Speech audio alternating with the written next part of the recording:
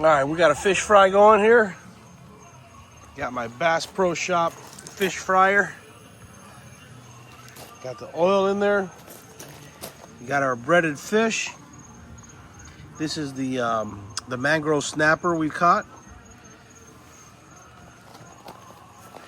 We got a fish fry going. Yeah, this is our breaded Mangrove Snapper. Got my tank. I got this.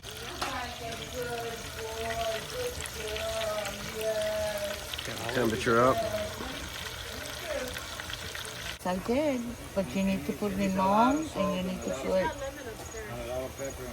How's it taste, Nelson? And I put limon and I put. It's good. I put pepper on the actual fish. I didn't put anything. I put it on the breading. Just get one, Arnold. So that was fast. Absolutely. We don't have any salt down here because that is the time to put salt on. No, we'll go upstairs. What is hot is when you put salt on it. It absorbs it. Oh man, this is gonna be perfect, Arnold. So Lisa, tell me what your tips are for the YouTube community.